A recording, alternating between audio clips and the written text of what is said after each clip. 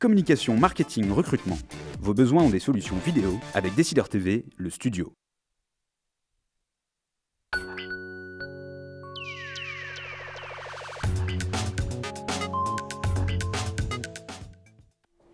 Bienvenue dans les décideurs de l'emploi DDE pour les intimes, comme chaque mardi de 12h30 à 13h en direct sur Décideur TV et puis également à partir d'aujourd'hui sur le site mytf1news.fr, nous abordons une thématique liée à l'emploi, soit en rentrant directement dans les coulisses du département RH d'une entreprise, soit en abordant une problématique plus transverse. Et aujourd'hui, nous sommes bien dans le second cas, puisque nous allons nous demander à quoi ressemblera le recrutement du futur. Et pour réaliser cette prospective, eh bien, j'ai la joie d'être en compagnie de deux pionniers du recrutement innovant. Diego de Brizou, vous êtes ancien DRH de Casino pour l'Asie-Pacifique et vous avez fondé en mars 2013 la société d'annonces gratuite d'emploi géolocalisée geojobs.fr. Diego de Brizou, bonjour. Bonjour. À vos côtés, Michael Cabrol, serial entrepreneur, puisque dès votre sortie de l'EM Lyon en 2008, vous fondez Géolid, société spécialiste dans la communication Internet locale, que vous avez quittée en juillet 2012, laissant derrière vous une petite pépite de 100 personnes et de 8 millions d'euros de chiffre d'affaires pour fonder également, début d'année 2013, la société Easy Recrue, société qui propose une solution d'entretien vidéo différé. Michael Cabrol, bonjour. Bonjour Pierre. Alors messieurs, première question pour entrer dans le vif du sujet. Est-ce que le CV, le fameux curriculum vitae, n'est-il pas mort? Alors Diego de Brizou peut-être. Alors c'est un vaste sujet. J'ai une toute petite anecdote d'ailleurs à ce sujet. Au début du lancement de GeoJobs, nous avions décidé avec nos associés de ne pas récolter les CV et de ne pas les mettre en valeur pour différentes raisons. On pensait que c'était un produit qui était très obsolète, que ça prenait de la place sur les serveurs.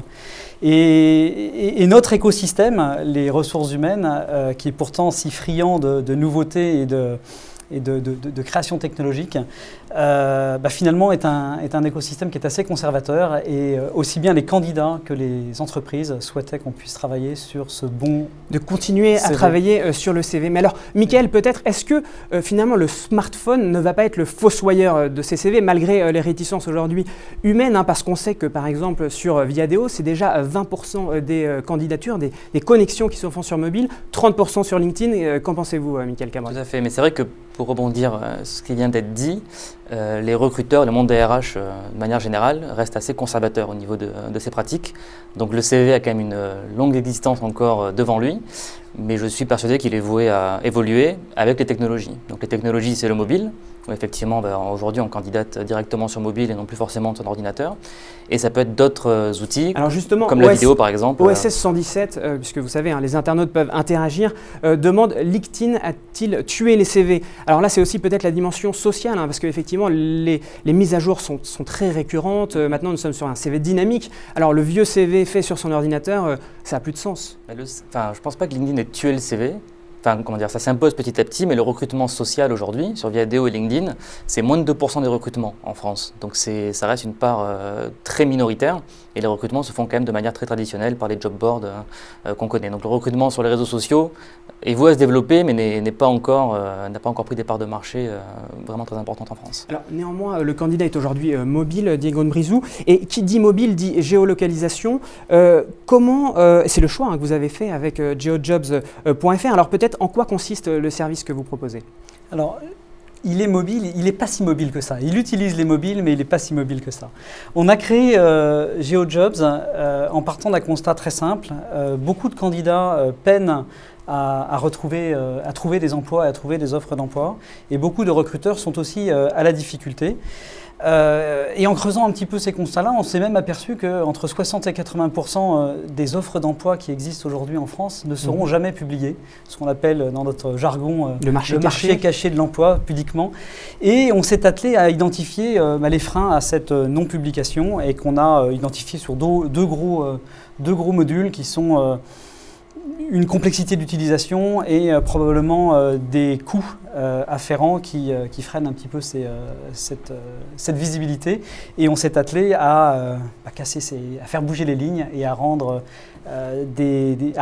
la publication d'offres d'emploi facile, abordable, accessible à tous et à permettre, grâce à l'utilisation d'un site mobile aussi de notre côté, à permettre à un candidat de trouver toutes les opportunités autour de lui et de pouvoir y postuler d'un clic. Alors, ce que je comprends un peu derrière votre propos, c'est que vous voulez peut-être donner plus de visibilité aux PME, TPE via votre site, qui n'ont peut-être pas les moyens justement qu'ont les grands groupes pour publier d'avoir un site de recrutement et d'être visible sur Internet. C'est un peu cette solution que vous apportez ou... on essaye de servir en fait tous les acteurs de l'emploi aujourd'hui en France, de l'artisan en passant par la PME, l'ETI et la multinationale. Aujourd'hui, un artisan peut publier une offre d'emploi avec son smartphone en moins d'1 minute en sortant d'un rendez-vous dans sa voiture. Ceci dit, les grands comptes, les multinationales sont technologiquement déjà équipés et ne vont pas s'amuser ou perdre du temps à publier manuellement toutes ces offres. Donc on a noué des partenariats technologiques avec des job posters. Le plus connu d'entre eux est Multiposting. On peut parler aussi de Between ou de Recrute Diploma, afin de pouvoir capter du flux et être directement interfacé dans l'écosystème de nos grands comptes. Alors, je reviens à la géolocalisation. Concrètement, quel est le service que vous proposez d'une part aux recruteurs et de l'autre part aux candidats? Quelle va être la plus-value en fait ajoutée? La promesse, elle est très simple. Elle est de pouvoir offrir à l'entreprise de toucher un bassin d'emploi, son bassin d'emploi, qui est globalement la réalité, qui a probablement des effets très positifs sur la rétention, la fidélisation à moyen terme, mais elle est aussi pour les candidats de pouvoir découvrir une multitude d'offres autour de ces centres d'intérêt qui, en France, je le rappelle, sont souvent l'habitation, en offrant ainsi à ces candidats des vrais leviers sur la qualité de vie, qui n'a pas rêvé d'aller chercher ses enfants à la sortie de l'école, ou même sur le pouvoir d'achat, parce que quand vous économisez, tout le monde n'a pas la chance finalement d'être sur une ligne ou un transport en commun, et ce sont autant de plein... Donc la qualité de vie, vous mettez en avant la qualité de vie pour le candidat. Exactement. Et pour le recruteur, alors ça va être de trouver au bon endroit le bon profil. Exactement. Mais est-ce qu'on n'attend pas, aujourd'hui, c'est un peu paradoxal, les recruteurs attendent de la mobilité de leurs futurs candidats, qu'ils soient flexibles, qu'ils puissent effectivement se déplacer. Est-ce que du coup, là, c'est adressé à qui précisément? C'est là où justement je vous demandais, est-ce que c'est peut-être plus les TPE, PME qui sont concernés plutôt que les grands groupes qui, eux, sont effectivement déjà localisés Enfin, les TPE-PME sont localisés alors que les grands groupes, ils ont leurs sièges sociaux dans les grandes métropoles. On évoquait précédemment les problématiques de réseaux de distribution spécialisés ou non. Typiquement, les grands groupes ont des centres de décision. Ça peut être Lyon, Paris, j'en passe à des meilleurs. Et pourtant, ils ont une multitude aujourd'hui de sous-divisions, de sous-filiales qui sont un véritable maillage national qu'on peut amener à servir. Mais je le répète, dans les faits, les Français sont peu mobiles. Alors, peut-être, Mickaël, un commentaire sur ce qu'on vient de dire. Non, je confirme effectivement que la mobilité n'est pas forcément le critère de choix numéro 1. Enfin, les candidats aiment travailler proche de chez eux. On se rend compte aussi, sur les questionnaires qu'on fait passer, on a fait passer un peu plus de 1000 entretiens en 3 mois. Et sur la question de la mobilité, quand le recruteur demande au candidat s'il est mobile, dans 80% des cas, ça reste extrêmement proche de son domicile du candidat. Voilà, donc je rejoins les... Alors, autre grande tendance du marché du recrutement, c'est la vidéo. Je pense par exemple au CERN, l'organisation européenne pour la recherche nucléaire, qui utilise cette solution d'entretien vidéo différé depuis 2011 et puis qui a vraiment accéléré cette tendance et c'est d'autant plus emblématique qu'ils ont 23 pays membres, c'est une organisation européenne et on le voit déjà tout de suite effectivement les économies de coûts que cela peut générer. Vous justement avec EasyRecruit, vous êtes sur ce secteur. Racontez-nous un peu ce que vous proposez comme solution et puis effectivement quels sont les avantages pour le recruteur et le candidat. Il y en a beaucoup des avantages, mais effectivement pour parler de la solution, EasyRecruit développe une solution d'entretien vidéo différé. Donc l'idée, le constat initial quand j'ai créé cette société, c'est de se dire que la vidéo est partout aujourd'hui dans notre quotidien. On le voit quand on est sur Internet, il y a des vidéos qui apparaissent de partout, mais très peu dans le recrutement. Alors c'est là qu'elle a sa place, puisque ça paraît plutôt logique de voir un candidat avant de le faire se déplacer pour un premier entretien. Donc l'idée, c'est de se dire que dans les phases de présélection d'un recrutement, au lieu d'appeler les candidats et faire des présélections téléphoniques, on va faire des présélections en vidéo.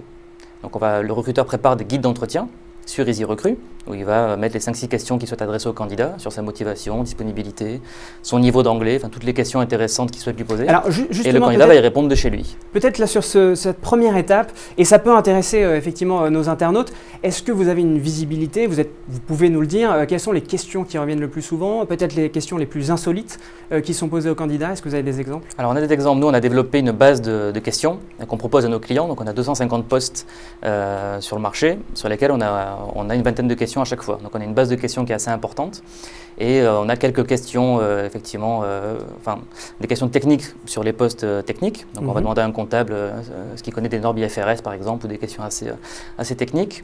Et après des questions traditionnelles sur la motivation du candidat, sa mobilité, etc. Et on a aussi une rubrique questions un peu insolites et déstabilisantes où on demande au candidat ce qu'il ferait s'il gagnait 1 million d'euros, voilà, ce genre de questions pour voir comment il réagit face à ce. Alors ce sont des questions qu'utilisent effectivement vos clients. D'ailleurs, qui sont vos clients aujourd'hui? Aujourd'hui, nous avons la chance d'avoir 18 clients qui nous ont accordé leur confiance. Donc on a lancé la société le lancement commercial s'est fait au mois de mai. Et nos clients sont par exemple le groupe SEB, KFC,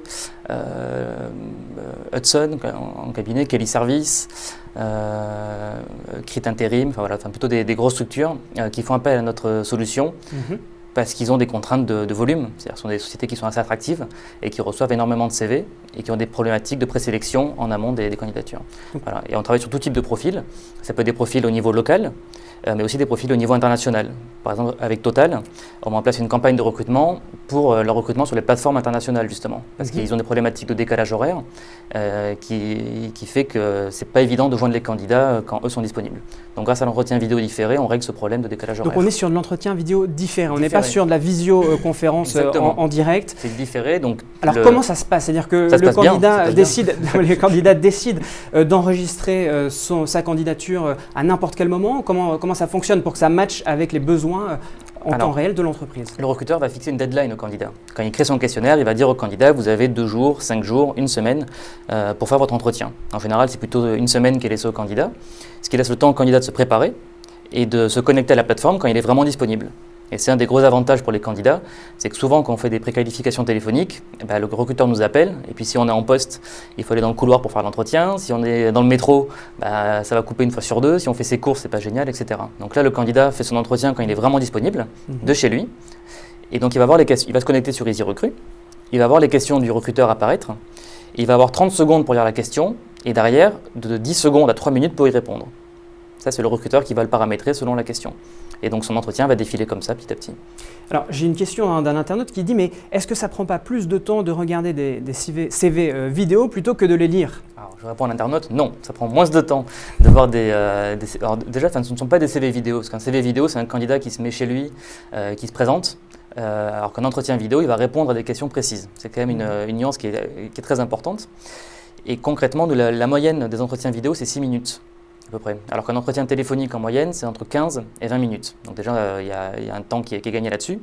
Mais surtout, la problématique des entretiens téléphoniques pour le recruteur, c'est qu'en 1 heure de temps, il peut joindre au maximum 3 candidats. Parce qu'il y a des candidats sur qui il va tomber, sur messagerie, il va laisser un message, le candidat va rappeler, mais là, le recruteur ne sera pas disponible, du coup, ils vont s'envoyer des emails et ça peut durer comme ça 1 semaine à 10 jours. Avec l'entretien vidéo différé, le recruteur se connecte, il voit les 10 vidéos qui sont arrivées et en 1 heure, il peut screener les 10 vidéos. Alors s'il avait voulu voir 10 entretiens, 10 candidats au téléphone, ça lui aurait pris au minimum 3 heures. Alors Digone Brizou, vous, sur votre site d'annonce, vous ne proposez pas de service annexe, hein. Vous êtes simplement effectivement sur la disposition d'annonces très localisées, ciblées, géolocalisées, mais ensuite le recruteur et le candidat se débrouillent entre eux? Le recruteur et le candidat se débrouillent entre eux, mais on met à disposition de nos annonceurs, et c'est pour ça que je suis très intéressé par cette présentation, un certain nombre de partenariats technologiques afin de pouvoir favoriser la prise de décision pour pour les candidats et pour les recruteurs. Ça peut être des tests liés à la bureautique, des tests liés à la maîtrise d'une langue, à du codage informatique, à la maîtrise de l'orthographe et pourquoi pas des services complémentaires de présélection. Alors moi j'ai une question, Michael Cabrol. Néanmoins, on est quand même avec cette solution vidéo très loin du débat qu'il y avait eu autour du CV anonyme. On parlait de supprimer la photo, supprimer les références à l'âge, pour éviter toute discrimination. Là, avec la vidéo, on est au contraire de plein... sur différentes... ça ouvre peut-être la porte à de la discrimination. Ça la ferme justement, c'est un outil anti-discrimination la vidéo. C'est-à-dire pour quelle raison? Déjà partons du principe qu'un recruteur qui veut discriminer, il discriminera quoi qu'il arrive, que ce soit en recevant un CV, que ce soit en ayant un candidat au téléphone s'il a un accent, que ce soit en le rencontrant de visu, que ce soit en voyant une vidéo. Un recruteur qui va être discriminant, il va discriminer dans tous les cas. Donc ce n'est pas la vidéo qui va lui ouvrir une porte supplémentaire. Et au contraire, je pense que la vidéo, c'est une opportunité géniale pour les candidats pour se présenter au-delà de leur CV. C'est-à-dire, je n'ai pas forcément le CV idéal, ok, mais laissez-moi 5 minutes pour vous faire part de ma motivation et vous montrer que je suis le bon pour le poste. Et ce dont on s'est aperçu avec nos clients, c'est qu'avant, quand ils recevaient, je ne sais pas, pour un poste, une centaine de CV, ils appelaient 15 candidats. Parce qu'ils savaient qu'ils allaient passer 20 minutes par candidat, que ça allait prendre du temps. Donc au maximum, on shortlistait 15 candidats qui répondaient aux critères du CV parfait, etc. Aujourd'hui, avec l'entretien vidéo, ils font passer l'entretien à une quarantaine de candidats. Parce qu'ils savent qu'ils vont gagner du temps derrière sur l'analyse. Ils vont ouvrir le scope du recrutement. Donc justement, l'outil permet d'ouvrir le cadre des présélections et donc d'être moins discriminant, que ce soit sur les origines du candidat ou sur son profil, sur son CV, ses expériences. Donc pour moi, c'est un outil anti-discrimination justement. Alors, techniquement, concrètement, la solution, elle est hébergée, vidéo, elle est hébergée chez vous. La connexion se fait via... Tout est chez nous. Notre solution est développée en mode SaaS, donc ce qui est agréable pour nos clients et pour les candidats qui n'ont rien à installer pour faire leur vidéo. Alors que quand on fait un entretien sur Skype, par exemple, il faut que le candidat installe Skype, qu'il ait un compte, ce qui peut poser des soucis. Donc là, le candidat se connecte via un lien Internet, qui est un lien unique qui lui est destiné et que seul le candidat invité peut utiliser.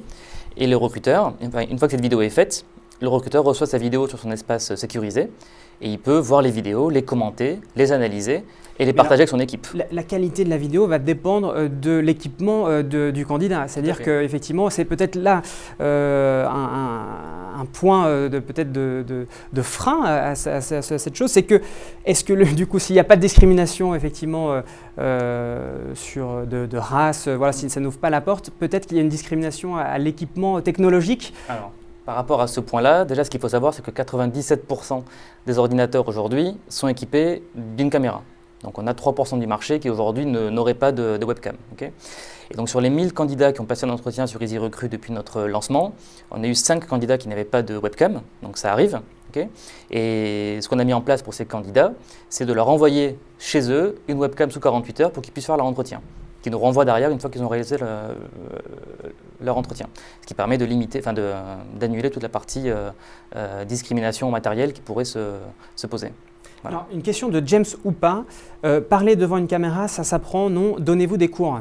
Alors, c'est un service qu'on est en train de développer et qu'on devrait lancer au premier trimestre 2014, à savoir un service de coaching pour les candidats, pour les aider à se préparer au mieux à leur entretien. Voilà. Et c'est vrai qu'on avait des appréhensions en se disant il n'y a que les profils commerciaux ou marketing qui vont briller devant leur caméra. Et au final, non. Par exemple, pour AXA, on a fait passer des entretiens pour des postes de consultants en système d'information. Donc on appréhendait un petit peu leur réaction face à la caméra. Et finalement, ils se sont avérés brillants pour répondre à l'entretien. Donc il n'y a pas de segmentation de type de poste qui répond mieux devant une caméra. Alors, Diego Brizou, je m'adresse à l'ancien DRH. Je rebondis également sur une autre question d'un internaute. Quelles sont les nouvelles méthodes pour améliorer son CV? Est-ce que vous avez effectivement des conseils à donner aux gens qui nous écoutent sur comment améliorer son CV? Et puis dans le prolongement de la discussion que nous avons avec Michael Cabrol, comment bien préparer son entretien? Et voilà, et Michael également, face aux questions qui reviennent systématiquement des recruteurs, comment, insolites ou classiques, comment bien s'y préparer? Est-ce que vous pouvez effectivement nous donner des exemples de best practice? Alors, comme on le disait précédemment, on est dans un écosystème qui est très conservateur, donc j'encouragerais les candidats à être le plus classique possible et à ne pas jouer de typographie, de couleurs diverses et variées et de revenir sur les fondamentaux. Il y a quand même énormément de sites qui offrent ce type de service. On peut d'ailleurs retrouver sur GeoJob des gens des partenaires qui auditent les CV gratuitement pour les candidats, donc on les encourage à utiliser ce type de service, mais vraiment simplicité et j'ai envie de dire tradition innovant par rapport à notre écosystème. Alors, Mickaël, vous avez le même point de vue que Diego Brizou? Oui, bah, c'est que nous, les CV, du coup, on ne les voit pas trop passer par notre plateforme. Mais globalement, nous, ce dont on s'est aperçu, c'est que sur la vidéo, les candidats qui sont retenus en priorité par les recruteurs sont ceux quand même qui arrivent à détonner un petit peu sur leur vidéo et qui ont un truc un peu différent, qui arrivent à faire la différence sur leur vidéo, et c'est ce que permet la vidéo et que ne permet pas forcément le CV, parce que quand on veut être original sur un CV, ça peut vite tourner au kitsch ou au ridicule, alors que sur une vidéo, on peut se permettre de faire la différence avec les autres, et c'est ça qui marque des points aujourd'hui. Donc si je comprends bien, c'est plutôt prudence et conformité au moment du CV, et originalité et carrément même un peu disons qu'on peut se permettre gros décalage au niveau de l'entretien, voilà. Un peu plus de folie. Je pense que le CV, il est pour mettre en image son savoir-faire, et la vidéo met en image son savoir-être. C'est complètement complémentaire. Donc c'est complémentaire. Est-ce que vous avez un exemple de candidat qui vous avait bien fait rire, bien surpris justement de la vidéo? Je ne vais pas citer tous les candidats, mais c'est vrai que… Sans dire son nom, bien sûr. Non, sans dire son nom, mais c'est vrai qu'au début, quand on a lancé l'outil, en fait, on ne mettait pas de conseils aux candidats. C'est-à-dire qu'ils se connectaient et puis ils faisaient leur entretien comme ça. Et on a vu des candidats qui faisaient leur entretien dans leur cuisine avec une bouteille de vodka sur le frigo, ou des candidats où il y a la petite copine qui passait derrière pendant l'entretien, donc c'était pas très sérieux. Et donc aujourd'hui, on met des guidelines au début, des conseils aux candidats en leur disant de couper leur téléphone, de se mettre sur un fond neutre, de bien s'habiller, etc. Ce qui fait qu'on a des vidéos beaucoup plus sérieuses aujourd'hui. Voilà. Mais néanmoins, avec parfois des petits grains de folie qui font qu'ils se démarquent auprès de l'employeur, c'est surtout ça qui peut intéresser nos internautes. Effectivement, dans l'intonation de la voix, dans la manière de s'exprimer, et puis dans les anecdotes qui peuvent être racontées. Et c'est pour ça qu'on incite nos clients à mettre des questions un peu décalées pour aller chercher de l'info chez le candidat et voir le candidat qui se démarque un peu du lot. Voilà. En se disant, c'est pas le CV. Enfin, le CV est important, mais je vais essayer de l'oublier pendant 5 minutes et de poser des questions un peu décalées et voir les candidats qui me font rêver. Alors, Pierre demande, y a-t-il des secteurs plus enclins à recruter par Internet et par la vidéo? Alors, c'est une des surprises qu'on a eues aujourd'hui, c'est que chez nos clients, vraiment, ils recrutent sur tout type de profil. Donc chez Total, on va recruter des foreurs sur des plateformes internationales pour extraire du pétrole. À la FNAC, on va recruter des profils plutôt pour gérer la partie logistique, donc plutôt des profils de cadre en logistique. Chez KFC, on va être sur des équipiers qui vont gérer les commandes directement en établissement. Donc tout type de profil peut passer des entretiens vidéo aujourd'hui. Sachant que nous, initialement, on pensait que c'était plutôt destiné aux profils commerciaux, au profil marketing, et finalement il s'avère que tout type de candidats peuvent passer un entretien vidéo. Est-ce que vous pensez qu'on va aller vers une systématisation des entretiens vidéo? Moi je suis convaincu que c'est l'avenir, en tout cas, et je m'inspire des succès fulgurants qu'ont eu nos concurrents aux États-Unis depuis 4 ou 5 ans, et ils arrivent en France, donc c'est pour ça qu'on est en plein lancement et qu'on s'active beaucoup au niveau commercial aujourd'hui. C'est que ces solutions existent aux États-Unis depuis 2007, 2006, même un peu avant, et aujourd'hui Apple, Facebook, Google, Walmart, Starbucks, tous les grands groupes aujourd'hui utilisent ces solutions dans le recrutement. Donc il n'y a pas de raison que ça n'arrive pas aujourd'hui en France et en Europe.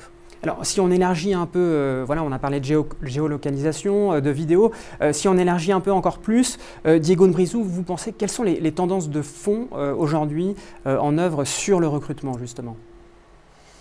Les tendances de fond sont, je pense et pas forcément technologiques, hein, ça peut être d'ailleurs… Je suis d'accord avec vous. Je pense c'est un peu ce qu'on a essayé de mettre en place chez GeoJobs. Finalement, on n'a pas inventé la roue. Ce qu'on a essayé de révolutionner, c'est l'usage de cette roue.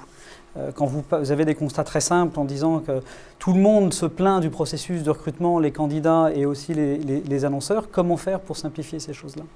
Et c'est d'autant plus important quand on sait qu'en termes de marque employeur, quand on traite mal un candidat, celui-là est presque capable de remettre en compte son acte d'achat à plus de 50%. Donc la tendance de fond, elle est probablement de donner beaucoup plus de valeur ajoutée aux acteurs du marché, au RH, c'est pour ça qu'on leur permet de se décharger de tout ce qui est visibilité dans le digital, etc., afin de se consacrer véritablement sur la valeur ajoutée, sur la présélection et sur l'aide à la décision. Et c'est probablement en cela que la vidéo apporte un vrai plus. Ouais. Et c'est que je vous rejoins sur la partie image employeur, c'est qu'aujourd'hui, tous les grands groupes cherchent à soigner leur image employeur. Et justement, nous, c'est quelque chose qu'on n'avait pas forcément anticipé, mais l'usage d'outils innovants, comme la possibilité de postuler de manière géolocalisée, la possibilité de postuler en vidéo, concourt à l'image employeur. Et nous, on fait des études de satisfaction après chaque entretien.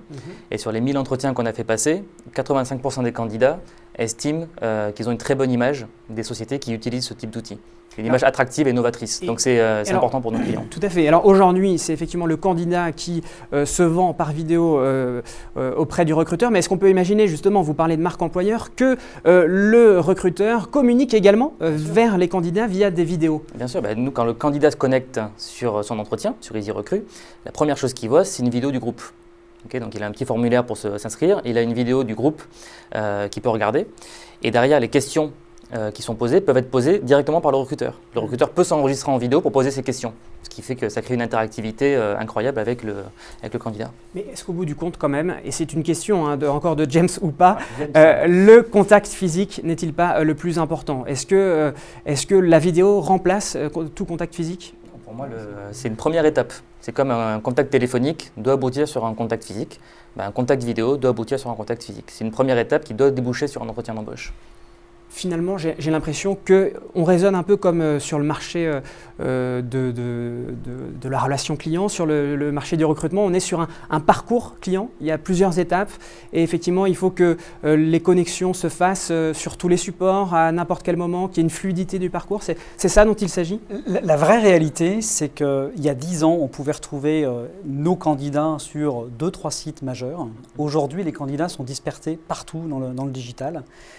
Et ce qui rend l'approche extrêmement complexe, d'autant plus qu'il n'y a pas de science infuse. On ne peut pas modéliser tel type de métier sur tel type de support. Donc, paradoxalement, les entreprises sont probablement condamnées à intensifier leur visibilité sur le digital. Charge à nous de leur fournir des outils qui vont, qui vont segmenter, entre guillemets. Et c'est un peu la promesse de GeoJobs. Et c'est pour ça que nous aussi, on a eu l'occasion de travailler avec des grands comptes qui reçoivent chaque mois plus de 1400 CV. Et avec GeoJobs, on a réussi à leur dire qu'ils allaient recevoir moins de CV, ce qui est compliqué dans la tête d'un RH, mais des CV plus ciblés, plus qualifiés. Et c'est ça probablement le succès de demain.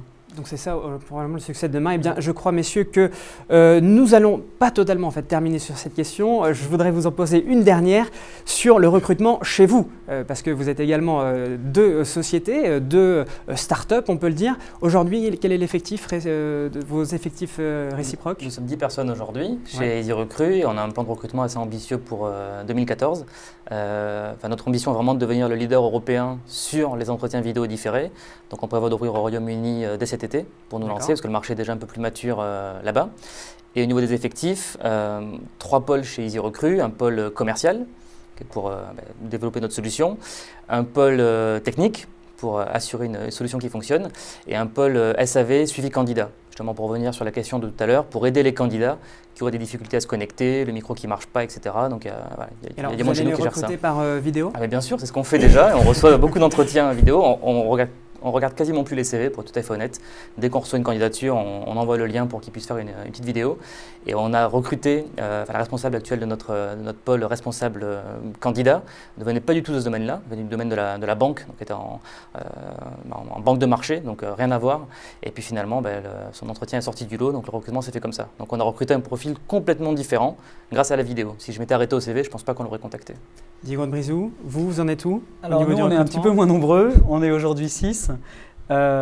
Et si on est amené à se développer, ça sera un premier axe à l'international, puisqu'on sait, ça fait partie des bonnes surprises, c'est que l'algorithme de géolocalisation qu'on utilise, il fonctionne partout sur la planète. Et quand vous mettez une annonce à Varsovie en Pologne, elle n'est pas visible à Toulouse et vice-versa.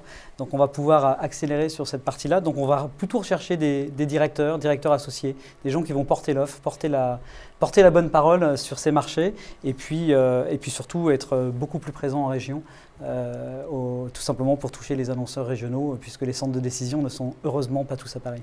Eh bien, merci beaucoup, messieurs, de cette prospective sur le marché du recrutement. Bonne chance à vous dans vos entreprises respectives.